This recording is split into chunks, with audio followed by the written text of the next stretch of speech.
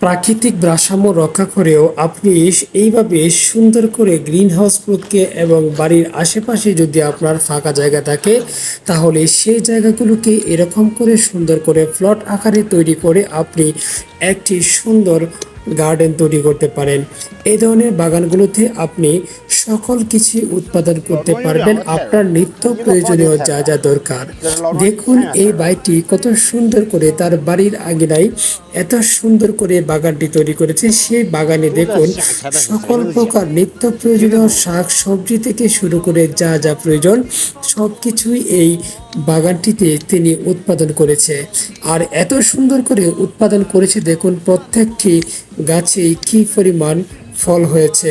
প্রত্যেকটি বেগুন গাছে প্রয়োজন মতো দেখুন কত সুন্দর সুন্দর বেগুন ধরেছে। আর এই বেগুনগুলো একদমই টাটকা, সতেজ, ফরমালিন মুক্ত। আপনি চাইলেও আপনি এরকম একটি সুন্দর বাগান তৈরি করতে পারেন। সেই সব বাগানগুলোতে আপনি এরকম প্রয়োজনীয় শাক সবজি উৎপাদন করতে পারবেন। দেখেন কলমি শাক চাষ করেছে, আর কি পরিমাণে কলমি শাক হয়েছে। এইদিকে পুঁই শাক, লাল শাক, পালং শাক, যা যা শাক প্রয়োজন সবই উৎপাদন করেছে এই বাড়িটি। দেখুন চেরি টমেটো গুলো এত সুন্দর করে লাল লাল মরিচের মতো হয়ে ঝুলে রয়েছে, একদম টাটকা ফ্রেশ শাক তুলছে। আর ওইদিকে টমেটো গুলো ঝুলে আছে, দেখে কতটা ফ্রেশ মনে হচ্ছে। অল্প একটু জায়গায় এত সুন্দর ফল উৎপাদন করছে, এত সুন্দর শাকসবজি উৎপাদন করছে, যা দেখে আসলেই মনোমুগ্ধকর লাগছে। সত্যি অসাধারণ এই সবুজ দৃশ্য দেখে যে কারো মন ভালো হয়ে যাবে।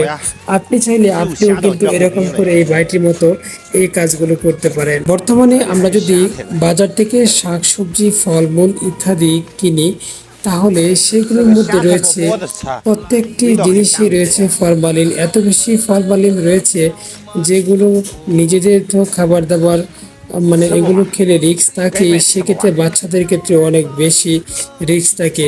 বর্তমানে এত পরিমাণ ফরমালিন সব কিছুতে রয়েছে যে ফরমালিনগুলো খেয়ে আপনার রোগ প্রতিরোধ ক্ষমতা দিন দিন কমে যাচ্ছে, আর রোগগুলো আপনার শরীরে বাসা বাঁধছে।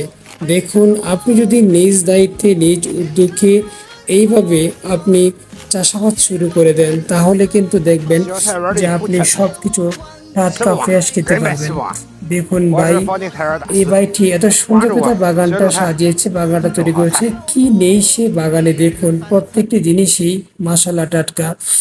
আল্লাহ তাআলা পৃথিবীতে এত সুন্দর সুন্দর জীব তৈরি করে রেখেছে যা সত্যি অতুলনীয়। দেখুন এই মাছের কালারটা সবুজ, একটি চিকা মাছ। এই মাছগুলো সত্যি বাইন মাছ জাতীয়, অসাধারণ। দেখেন শক্ত মাটির মধ্যে চাকমারা বিশেষ করে উপজাতিরা এভাবেই আলু চাষ করে থাকে। দেখুন এত সুন্দর করে আলুগুলো চাষ করেছে। এগুলো কি আলু আমি জানি না, আলু নাকি অন্য কিছু। যদি আপনারা কেউ চিনে থাকেন তাহলে কমেন্ট করে জানাবেন। যেহেতু আমার চিনা নেই, আমি আপনাদেরকে মানে সঠিকভাবে বলতে পারছি না এই ফলগুলো কি। দেখে অনেকটা বিটরুটের মতো মনে হচ্ছে, কিন্তু এগুলো হয়তো বিটরুট না।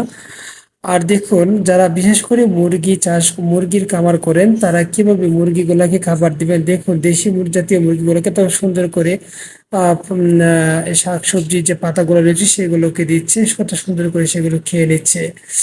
প্রাকৃতিক দৃশ্য দেখলে সত্যি মন একদম স্নিগ্ধতায় ভরে যায়। দেখুন কত সুন্দর প্রাকৃতিক দৃশ্য, পানির উপর দিয়ে ছোট্ট ব্রিজ, প্রাকৃতিক চমৎকার পরিবেশ, সত্যি অতুলনীয়।